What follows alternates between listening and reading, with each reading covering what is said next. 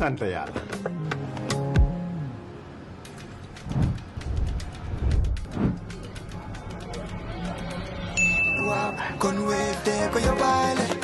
looy xaar utal Wave nga scan nga fay te nag doo ci yokku dara.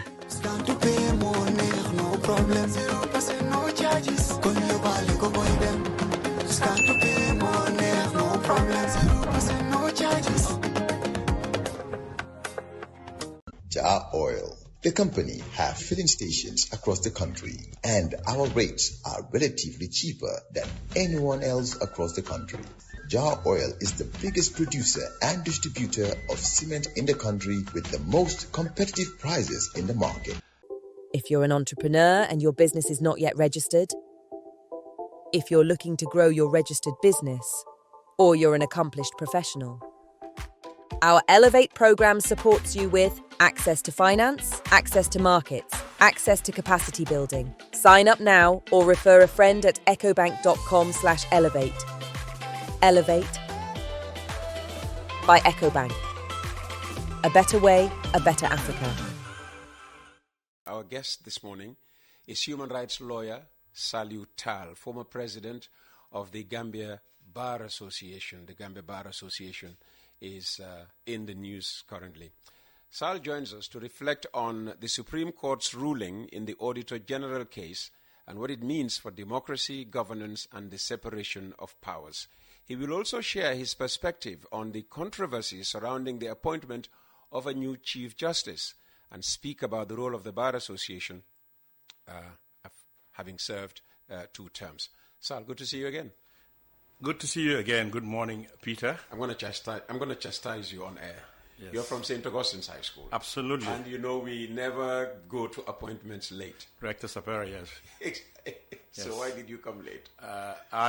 Because you refused to give me good, decent coffee. And St. Augustine's, we go for quality things. You always give me Nescafe. I don't serve that. Don't advertise. Okay. I serve the best coffee. And who gives me the best coffee? Hamat Ngany Kumba Ba. Anyway, Hamat Ngany Kumba Ba, my uncle, Sunon Sowala la jox. Moy the best so. Why cafe mom? Ganaw cafe Touba. Ethiopian coffee like served to jamono ji. I'm not lucky to enjoy it yet. Yeah, you see. You see. So beboba. But maa ngi jégalu ci yow.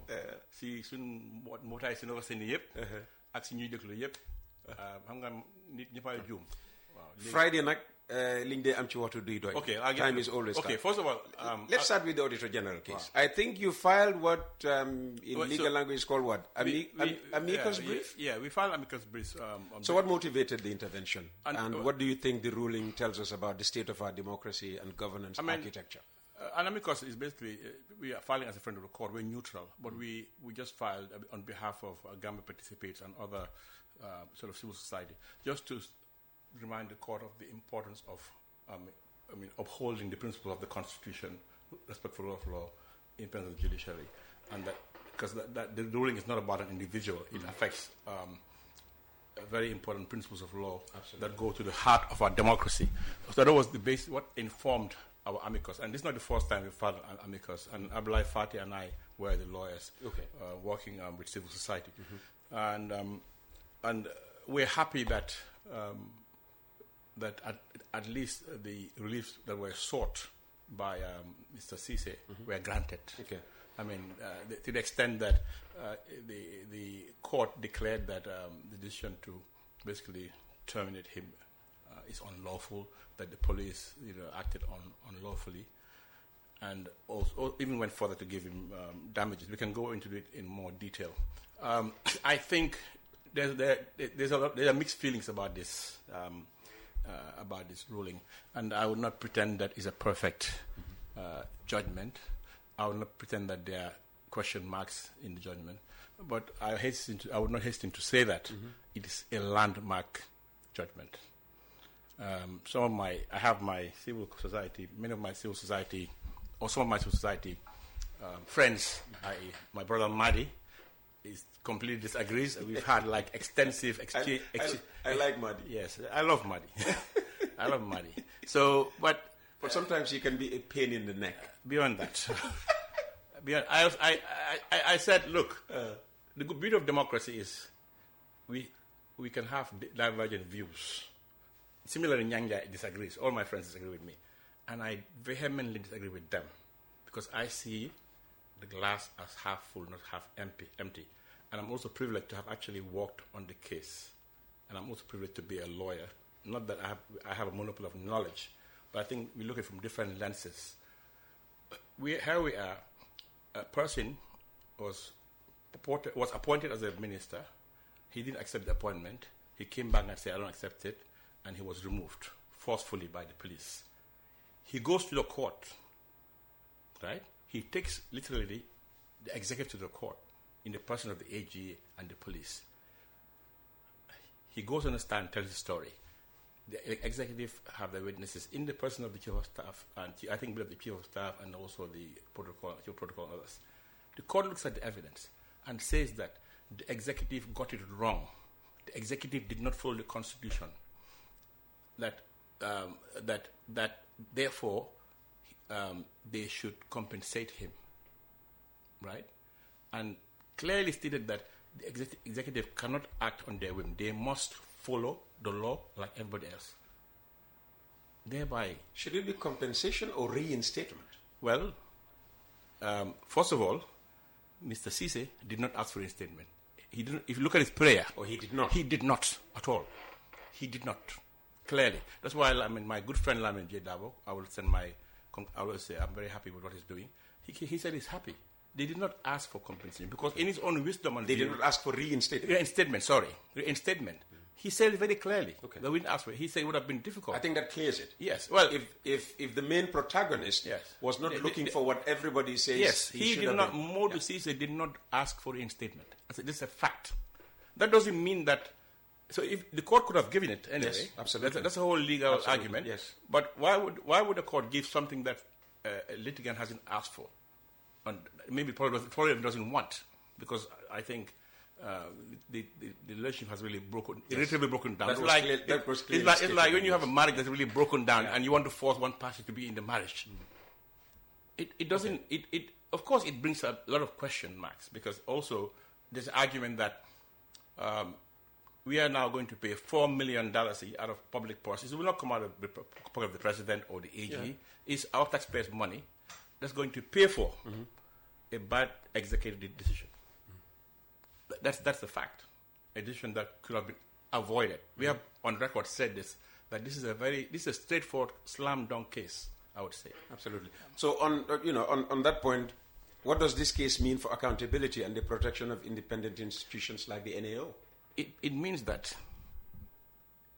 the court has said with clarity that reminding them what is already in black and white, that these offices are designed to be independent from their appointment and termination. Every step of the way is specified in the Constitution. And you can only remove them on those specified bases. You cannot be removed at the whim of the president. You know, a minister can be fired because Mr. Aaron Barrow doesn't like you or wants to give Peter a job. He can do that. He doesn't want to give me anything. Well, you never know. You can serve. I'm not saying you should take Dr. Cisse's job, by the way. Don't get me wrong. Anyway, so I didn't say that. So basically, it says clearly, you must follow the Constitution. You must follow the laws. The Audit Act, the Constitution is very clear, and you did not follow it. Therefore, what you did is illegal. The police don't have the power to use their force anyhow. They cannot just go into people's offices, remove them arbitrarily against the law. That's very clear. I think next time an IGP is giving instructions or acts on his own, he will think twice. So I think for me, that is a big deal. This doesn't happen in many African countries. So I think you should celebrate that. Absolutely. There's controversy also over the appointment of a new Chief Justice. From a legal standpoint, what does the law say about the process, and why is it important to get this right? Okay, first of all, let's get something straight. We assume that he's appointed. I'm a lawyer. I have not seen any press release or official confirmation of his appointment. Have you? I haven't seen. Okay. So we are now working on assumptions, right? I mean, it is going around that he is appointed, but this has not been officially confirmed. As a matter of fact. Let's go. Yes. Now, first of all, I mean, I will declare I have very strong. I mean, I have personal relationships with the purported appointee, Idi Emofal, who is an outstanding lawyer, who's really, I mean, had a very, very exemplary career as a criminal lawyer in the United States, particularly, and has done other work in other countries, which I'm privy to. So the issue is not about his competence or suitability or his integrity for a starting point. I think he's as good as it gets, and he deserves to be Chief Justice from the point of view of whether or not he has the caliber and the capacity to be Chief Justice. So I think the conversation should not be about those for Emofal and those against the Emofal. It's a question of the office of Chief Justice, one of the most important offices in this land, if not the most important office in this land. This is the only person who can decide at some point in time whether somebody is president or not. When the country is hanging on a shoestring, the Chief Justice, with his colleagues, will decide the fate of this country. So this is a very, very important role. Now, the Constitution, in my opinion, is very clear about the qualifications of a Chief Justice. Section 139, particularly subsection 2, states what is required. What is qualification? One, you must either have at least not less than 5 years of judicial experience. I mean, in the case of judges, I mean, I think a Court of Appeal judge, not less than 5 years, in a common law country. You think of common law country, or you must have practice for not less than 12 years in a court of unlimited jurisdiction, a court before a court, practice before a court, a court of criminal and civil, in a common law country. No, hold on. You have to be either a judge in a common law country for less than not at least 5 years, or to have practiced before what would be basically high court and up, unlimited jurisdiction in criminal and civil, because you have to be well-rounded. It says practice before. And section 39 sub 5 defines what is a common law country. What's a common law country? Being a member of the Commonwealth. It's clear. You can. Okay. Yes. Okay. Which the U.S. is not. Exactly. So as a starting point, you can be the most brilliant lawyer in the United States if you don't practice in a Commonwealth country.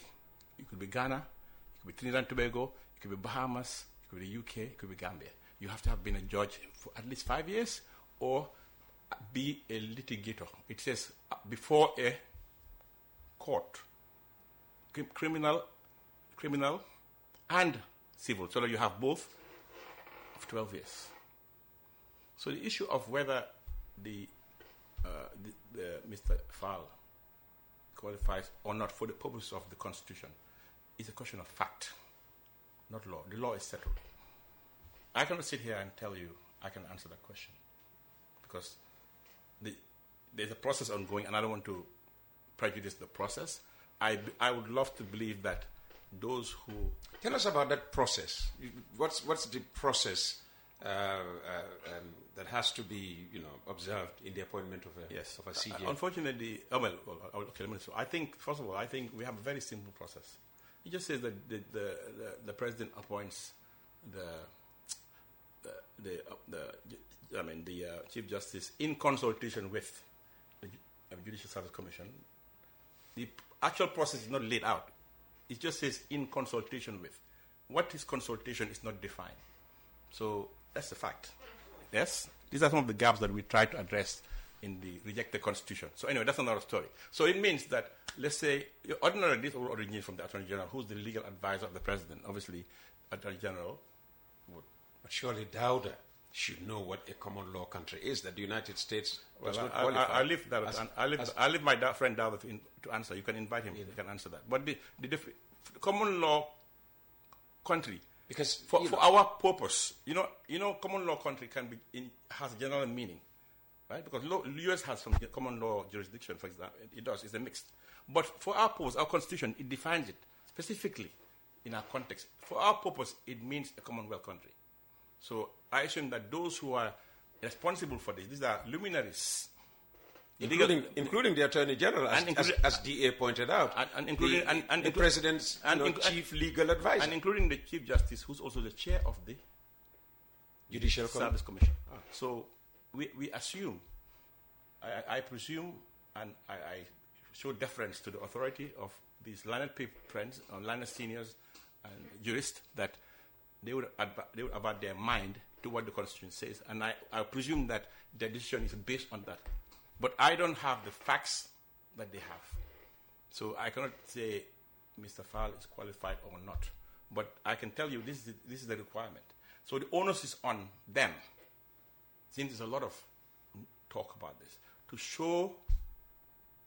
to establish that the appointee or the nominee, as it may be, I don't know, appointed or nominated, has practiced before a court of unlimited jurisdiction in criminal and civil for 12 years in a common law country, be it Gambia, Bahamas, Barbados, or Jamaica, or UK, as the case may be. So it is it. So it's not about those who are for by default or those who are against by default. I mean, I have so much respect and admiration. I've admired Paidi since I was a little kid. I've even visited him in the United States. I have great respect for him. I know what he's done. If there's anybody who knows Paidi at his capacity, I'm one of those people who've always advocated for him. But the law is the law. The law is the law. Okay. And I believe Paidi Father, that I know, a man of dignity, honor, will not allow himself to do something that's not in line with the law. That's what I believe. Okay. All right. So this issue has brought the GBA back in the spotlight, the Gambia Bar Association, which you served for 2 terms. Yes. What do you see as the GBA's most important role in safeguarding democracy and justice? And rule of law. And rule of law. Particularly. So, I mean, like, when I started, during my tenure, like, with respect to my predecessors, I mean, I think 2017 marked a turning point for GBA when we stood at Coco Ocean and told the former president that he has to leave office on the 19th, otherwise he's arguably prisoners, because the Gambians have decided. Gambia Bar Association stood there when Jammeh had his military in the streets. We stood here bravely on the leadership of Sirif Tambedou with Mr. Jane, Monsorata Jane, and Tumangé, and Bensula, and co. We stood there and said, rule of law must be upheld. Gambia has spoken. The outgoing president must hand over to us. We started that talk and emboldened the whole country. After that, everybody, including the Birdwatchers Association, issued a statement. What people forget, it was us, right? Got the lawyers, and we emboldened the people. That is what we're supposed to do as lawyers. We do as lawyers. We uphold respect for the law of law, amongst other things. We are not just a union of lawyers who work on our welfare like a trade union. In our constitution, we have a duty to promote respect for the law of law, respect for human rights, and for justice. And that mandate is for every lawyer. I am actually not a human rights lawyer, by the way. I'm a corporate lawyer. That's how I make my living. But I have a passion for justice and human rights. I do it because I care, not because that's my training, that's my expertise. It doesn't pay my bills. It actually costs me money to do it. But every lawyer has a duty to do your part, and I try to do it with humility. But the point I'm trying to make is, this is the brief for every lawyer. You don't have to be given it. It's your duty to do it. That's why when Gala is arrested, not because we agree with them or not, we go there to make sure that they are given their due process rights for free, pro bono. And we've done it over and over again. So today, we had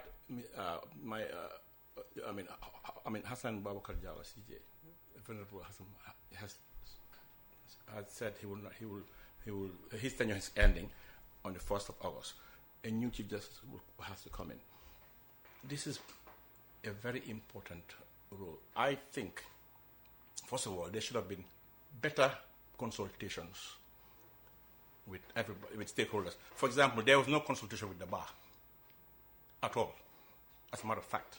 In the purported appointment yes, of even if when you're looking, a new CJ. When you're looking for judges, candidates, I think it's natural that you don't have to agree with us, but you should. Those who appear before judges are better able to tell you who'll make a good judge or not, or a lawyer who'll make a good judge or not. Is it not?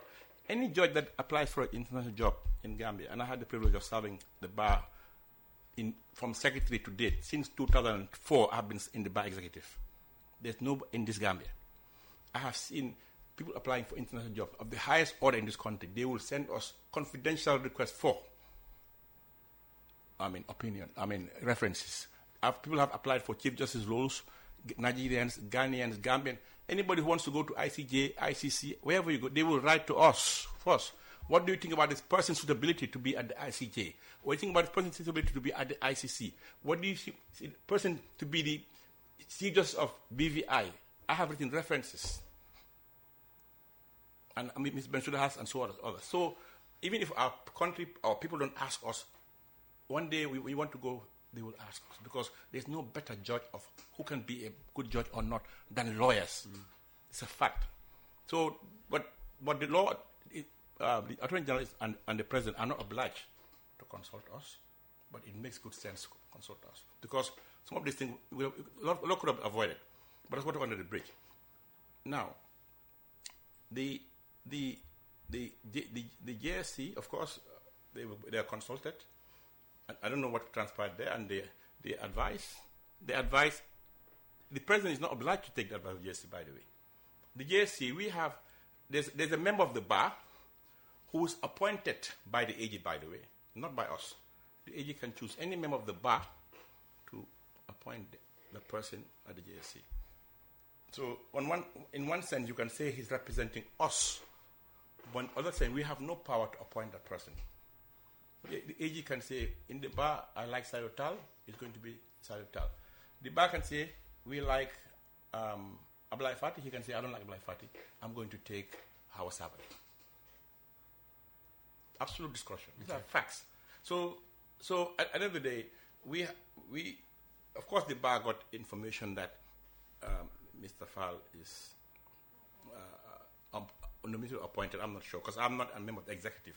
I just saw notice that there's a meeting, and the meeting deliberated over the issue and took the position that, rightly or wrongly, but to the bar they are right, Mr. Fall is not qualified, and send correspondence to the executive, to the presidency, and so on and so forth. So that's where we are. So, but it is in the bar's interest to ensure that whoever is appointed meets the legal requirement. Can you imagine having a situation whereby a chief justice or a judge, it doesn't meet the requirement to be chief justice or judge? I mean, already for me, it's even difficult for me to talk about this. You cannot have the appointment of a chief justice merit in controversy. That's not good for the bar. It's not good for the executive. It's not good for the Attorney General. It's not good for my landed senior, Emo Fall. It won't be the first time that somebody unqualified gets a position. No, but not somebody. It's not somebody. It's not anybody. Today, if there's an election, I am saying, if this is to go ahead, it wouldn't be the first time that somebody unqualified for a position gets the position in the Gambia. Yeah, and that doesn't make it any more right. I'm not saying it is right. Yes. I'm simply emphasizing that this is not unprecedented. But I think we are moving away from that. Are we not? We should. I don't want to mention it because of I'm not an activist anymore. But once upon a time, I put my foot down and said a particular person it doesn't meet the constitutional requirement. I was vilified You remember that? I don't want to mention names. Yeah, let's move exactly. on. Let's So, move on. Yeah, because it's already 9 o'clock, Yes. and the next person for the studio is an Ustaz. Just finally, you've served for 2 terms. Yes. As I said, as president of the Gambia Bar Association. What lessons have you learned from leading the GBA that you think are vital for the next generation of lawyers? The lesson I've learned is, number one, the most important quality of a lawyer is your professional integrity. It is priceless. If you have professional integrity, you have legitimacy to speak on issues because you lead by example. I think number 2, remember that a lawyer, a barrister, solicitor, or legal practitioner, as we call it, is not any job. It's a job that comes with a lot of prestige, a lot of respect, and also opportunity to make a good living. But it also comes with a huge responsibility. A responsibility that whatever you do within and outside the bar affects your entire group. And also you have a duty to ensure that you protect the rights of the population, especially when it comes to human rights, rule of law. You don't have to be affected to take the responsibility of fighting for rights and justice. This is something that's it's a calling. You know, like the priest, it's a calling. Lawyers fight for justice. Whether you are a corporate lawyer, a banking lawyer, or you are fighting for rule of law. It's the cornerstone of a democracy. And lawyers are people who can make a society just and fair and equitable from the work you do. It's a commitment that on every single lawyer, regardless of where you sit and stand. So I think for me, I've learned that, and I live by that.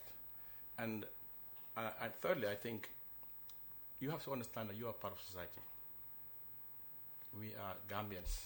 We are not better than anybody. We're just lucky and privileged to wear this wig and gown and to be called learned amongst ourselves. Not that we're better than anybody else. We don't have a monopoly of wisdom, but we are presumed and actually know the law. So why I come here is also to use my little knowledge and wisdom to clarify what the law is. Because when there's clarity in the law from those who know the law, it reduces the tension. Because there's a lot of uninformed opinion in social media age. I'm sure on the issue of the Auditor General, for instance, exactly. he didn't ask for reinstatement. Yes. And a lot of people are saying that he should have been reinstated. First, he has to want to be. We are crying more than the bereaved, as they say. Yeah. So I think for me, I'm not going to go jump and talk about macroeconomics. I'm not Nyang Jai, but I know my law. I can speak to it, and I speak to it with authority. I don't interpret the law. If people don't agree as to what the law is, you go to the court, and the court is especially the Supreme Court. It has the final say of what the law is. Even if you don't agree with the Supreme Court, you can't appeal against them. You can apply for review, and they can review and still maintain their position. So that role, there's a level of finality of that role. So the people who hold that role, they have to be very apart from anything, they have to be very godly people, because the responsibility they have, if they get it wrong, you can't fix it. You can't fix it. So you have to make sure the people who sit there are primus inter pares, force among equals. Not anybody can be a Chief Justice, because so much is at stake on your judgment. En Bundisla, Peter. En Bundisla. And just finally, any message, especially for the executive, vis-a-vis recent happenings? I think the executive should look at the Constitution, look at the facts. Well, it starts with the president swearing to defend the Constitution. No. How can you defend something that you do not know in the first place? No, but the president has somebody who's paid to advise him on the Constitution. That's the Attorney General. They're supposed to know the Constitution. No, I believe, with respect, I think my colleague spent a lot of time before he became AG. He's been around a lot, even in the bar. He was our constitutional guy. He knows Darwin knows the Constitution, and he's somebody who's done a lot of education around the country. So he knows the Constitution. I have no doubt about that, and I trust that he will advise the president accordingly. The president could not have made. Okay, let me tell you something. Supposed appointment Without his we advice. don't know whether he's made appointment yet, so let's not assume That's that. why we're using supposed. Okay. Since they have not announced it yet, you see, you cannot make this. This is not about technicality. You have to look at the intent of the law, the meaning of the law. There is no ambiguity in this law. It's not one of those gray area cases. This is black and white. The law is clear. Common law country. Yeah. Now, the law is clear. Now, look at the facts, because we don't have this. I'm not at the JSC. We've not seen there what they've decided or what they relied on. Look at the documents before the JSC. If a person is a lawyer, is practicing before a common law country, that can be easily ascertained. How do you practice in a country before a court? Every court you go is a court of record. When you appear before court, you say, I am Salieu Taal, I appear for the plaintiff. The court has a record. So what are the cases you've done? Right? These cases will have your name. Every case will have a name of the parties and the lawyers. And also, if you appear before any court, any country, you must have a practicing certificate. Even if you're enrolled as a lawyer, every year you pay to have a certificate, just like you have an annual business registration at Justice, you do, to be able to operate as a business. As a lawyer, every year you have to renew your license, you pay, and you're given a license to say that you actually can go and practice in court. Without a license, technically, you can't even go to court or sign a document. So these are easy things to factually establish. So I don't think it should be complicated. Let's have honest conversations. Let's look at the issue, not the individual. Let's look at the bigger picture and put Gambia first, really. Absolutely. Thank you very much. Sal, thanks for coming. It's a pleasure.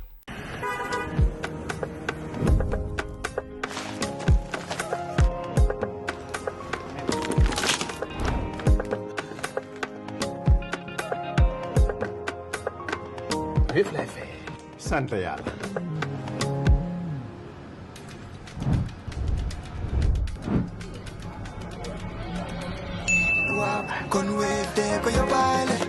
looy xaar utal Wave nga scan nga fay te nag doo ci yokku dara.